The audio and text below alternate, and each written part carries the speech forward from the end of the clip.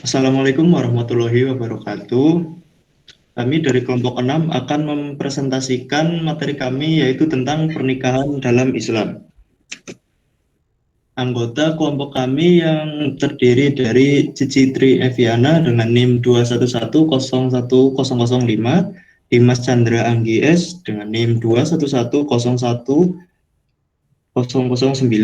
Surya Saum dengan NIM 211011044, Riko Armando NIM 211011048, dan Sultan Salahuddin Fatih 211101049. Baik, yang pertama itu tentang pembahasan kami. Pembahasannya yaitu yang pertama berupa pengertian pernikahan, yang kedua rukun dan syarat, yang ketiga tujuan dari pernikahan, yang keempat adalah larangan dalam pernikahan, selanjutnya ada dasar hukum, kemudian hikmah, dan ada talak, iddah, rujuk, dan saksi. Baik, selanjutnya untuk pendahuluan yang tentang latar belakang akan dibawakan oleh Cici Tri Eviana. Kepada Cici dipersilakan. Islam memandang pernikahan merupakan sesuatu yang luhur dan sakral bermakna ibadah kepada Allah. Mengikuti sunnah Rasulullah dan dilaksanakan atas dasar keikhlasan, tanggung jawab, dan mengikuti ketentuan-ketentuan hukum yang harus diindahkan. Dalam Undang-Undang RI Nomor 1 Tahun 1974 tentang Perkawinan Bab 1 Pasal 1, pernikahan merupakan sunnah Nabi SAW. Sunnah dalam pengertian mencontoh tindak laku Nabi Muhammad SAW.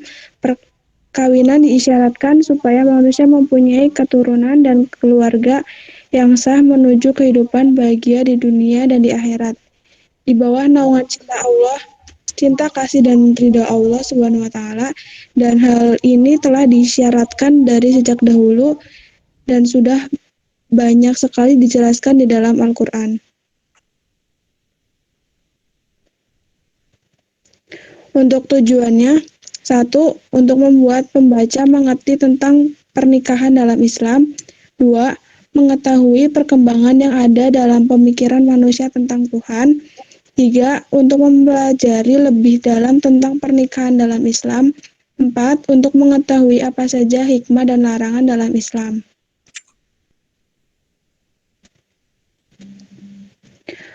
Untuk rumusan masalah, yang pertama, bagaimana pernikahan dalam pandangan agama Islam. Kedua, apa saja rukun dan syarat pernikahan dalam Islam. Ketiga, apa saja dasar hukum pernikahan dalam Islam.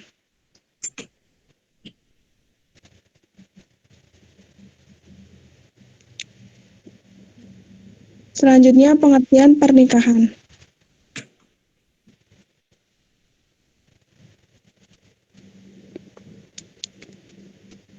Pernikahan, istilah nikah berasal dari bahasa Arab, yaitu akad. Menurut bahasa ialah berkumpul dan bercampur. Menurut istilah syara ialah ijab dan qabul atau akad, yang menghalalkan persetubuhan antara laki-laki dan perempuan yang diucapkan oleh kata-kata yang menunjukkan nikah menurut peraturan yang ditentukan oleh Islam. Ada pula yang mengatakan perkawinan menurut istilah fikih dipakai pernikahan, dan perkataan zawaj tidak diartikan dengan akdu al-tazwij yang artinya akad nikah. Dalam bahasa Indonesia, perkawinan berasal dari kata kawin yang menurut bahasa artinya membentuk keluarga yang lawan jenis, melakukan hubungan kelamin dan bersetuju.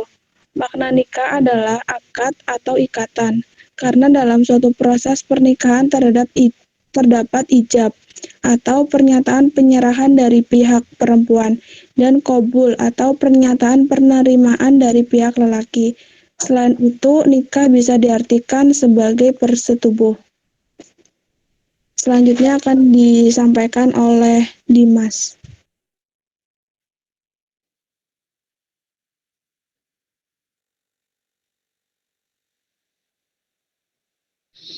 Surat Arum ayat 21. Wa min ayatihi in khalaqalakum min anfusikum az wa az wajan litakunu ilaiha wa ja'ala bainakum mawadata wa rahmatan inna fi dzalikal ayatin liyatin liqaumin yantafakurun. Dan di antara tanda-tanda kekuasaannya ialah dia menciptakan untukmu pasangan hidup dari jenis sendiri, supaya kamu cenderung dan merasa tentram kepadanya dan dijadikannya di antaramu rasa kasih sayang atau mawadah warohmah. Sesungguhnya pada yang demikian itu menjadi tanda-tanda kebesarannya bagi orang-orang yang berpikir. Rukun dan syarat pernikahan.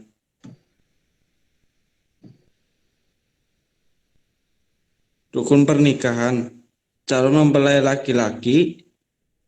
Yang pertama calon mempelai laki-laki, yang kedua calon mempelai perempuan, yang ketiga wali dari perempuan yang akan mengakadkan pernikahan, yang keempat dua orang saksi, yang kelima ijab yang akan dilakukan wali dan qabul yang akan dilakukan oleh suami.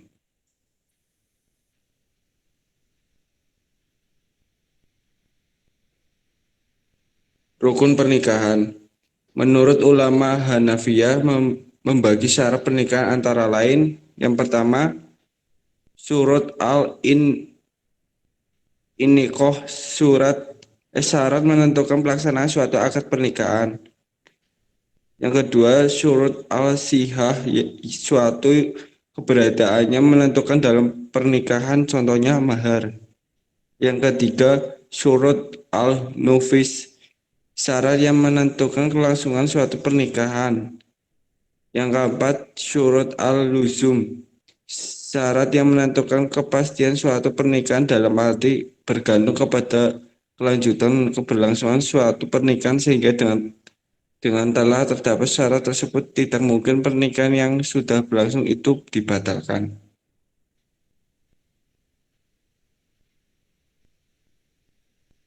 Orang-orang yang berhak menjadi wali nikah secara urut. Yang pertama bapak kandung, yang kedua kakek, yang ketiga saudara laki-laki sekandung, yang keempat saudara laki-laki sepapak, yang kelima anak laki-laki dari saudara laki-laki sekandung, yang keenam anak laki-laki dari saudara laki-laki sepapak, yang ketujuh saudara laki-laki bapak yang sekandung atau paman, yang kedelapan saudara laki-laki bapak yang sepapak dengan bapak, yang kesembilan anak laki-laki paman sekandung dengan bapak, yang kesepuluh anak laki-laki paman sepapak dengan bapak. Tujuan pernikahan.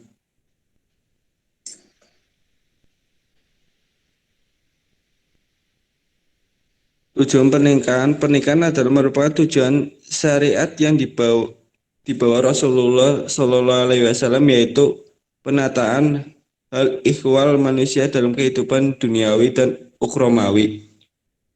Dalam ajaran fikih dapat dilihat adanya 4 garis dari penataan, antara lain rub al-ibadat yang menata hubungan manusia selaku makhluk dengan kholiknya. B. Rub al-mu'amalat yang menata hubungan manusia dalam lalu lintas pergaulannya dengan sesamanya untuk memenuhi hajat hidupnya sehari-hari. C.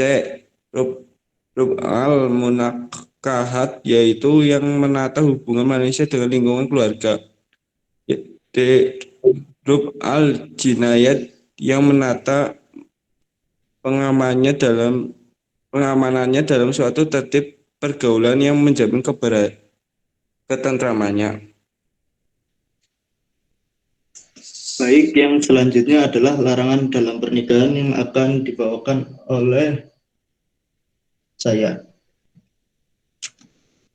Larangan dalam pernikahan.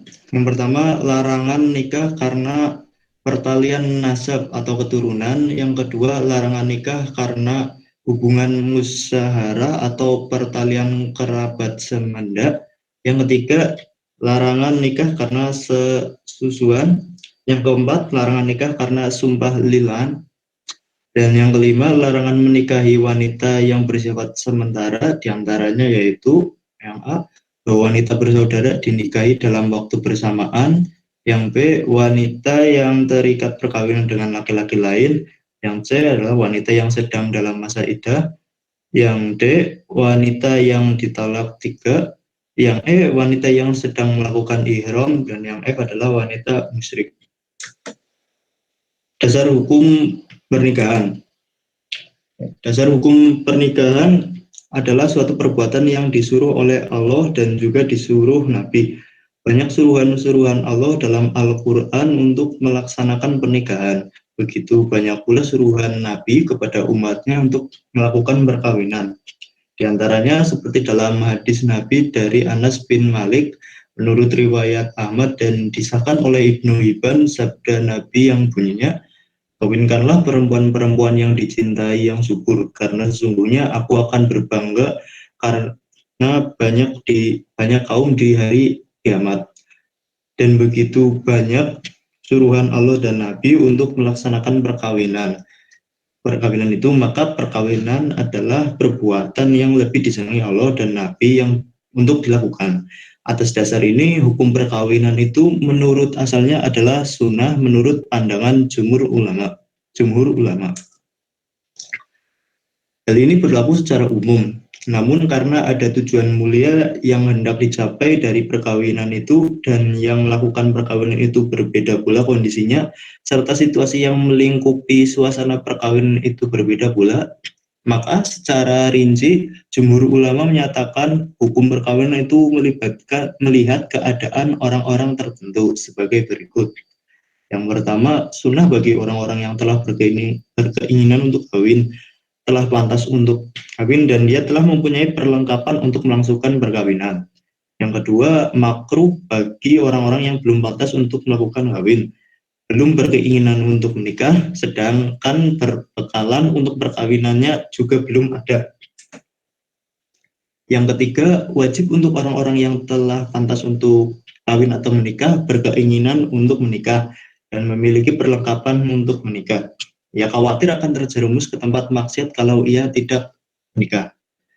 Yang keempat, haram bagi orang-orang yang tidak akan dapat memenuhi ketentuan syara untuk melakukan perkawinan atau ia yakin perkawinan itu tidak dapat mencapai tujuan syara. Sedangkan ia meyakini perkawinan itu akan merusak kehidupan pasangannya.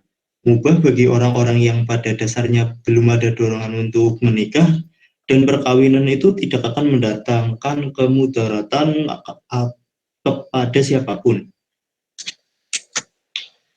Hikmah pernikahan. Hikmah pernikahan menjadikan proses keberlangsungan hidup manusia di dunia ini berlanjut. Dari generasi ke generasi, pernikahan juga berfungsi untuk mengatur hubungan laki-laki dan perempuan berdasarkan pada asas saling tolong-menolong dalam wilayah kasih sayang dan penghormatan. Muslimah berkewajiban untuk mengerjakan tugas di dalam rumah tangganya, seperti mengatur rumah, mendidik anak, dan menciptakan suasana yang menyenangkan, supaya suami dapat mengerjakan kewajibannya dengan baik untuk kepentingan dunia dan akhirat. Adapun hikmah yang lain dalam pernikahan itu yaitu dan selanjutnya akan dibawakan oleh Riko Armando. Kepada Riko Armando dipersilakan. Hikmah. Yang pertama, mampu menjaga kelangsungan hidup manusia dengan jalan berkembang biak dan keturunan. Yang kedua, mampu menjaga suami istri terjerumus dalam perbuatan nista dan mampu mengekang syahwat serta menahan pandangan dari sesuatu yang diharamkan. Yang ketiga, mampu menenangkan dan menenteramkan jiwa bersama istri. Yang keempat, mampu membuat wanita melaksanakan tugasnya sesuai dengan tabiat kewanitaan yang diciptakan.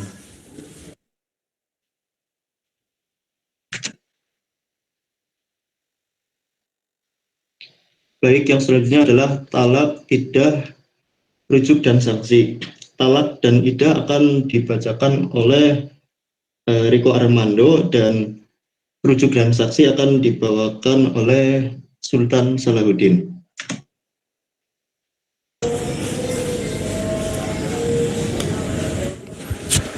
Talak. Talak menurut bahasa Arab melepaskan ikatan. Menurut istilah agama, ialah menjelaskan ikatan perkawinan nikah dengan kata-kata atau lainnya. Umpama kata suami kepada istrinya, saya tolak engkau 1 kali. Iddah. Iddah adalah masa menunggu yang harus dilalui oleh seorang perempuan yang diceraikan suaminya sebelum ia bersuami dengan orang lain atau karena ditinggal mati oleh suaminya. Esensi iddah adalah untuk mensucikan atau membersihkan rahim dan sperma. Rujuk. Rujuk ialah kembalinya suami kepada hubungan nikah dengan istrinya setelah terjadi tolak raj'ai dan selama dalam masa iddah. Kemudian saksi sebaiknya rujuk itu dengan adanya 2 orang saksi. Bahkan ada di antara ulama yang memandangnya sebagai rukun di samping istri, suami, dan lafal. Baik, yang selanjutnya adalah kesimpulan. Apa yang telah diutarakan bahwasanya menikah merupakan sesuatu hal yang penting bagi manusia untuk memiliki keturunan, mempertahankan keberadaannya dengan aturan-aturan yang sudah ditentukan oleh agama Islam, sehingga kita bisa berkembang biak dengan baik dan benar menurut Islam. Tanpa pernikahan dan aturan-aturan dalam Islam, maka manusia akan berzina, berganti-ganti pasangan, melakukan seks bebas, sehingga mereka akan mirip seperti binatang yang selalu berganti-ganti pasangan. Baik, sekian presentasi dari kami, kurang lebihnya mohon maaf. Bila ada yang ingin ditanyakan, silakan bertanya. Terima kasih.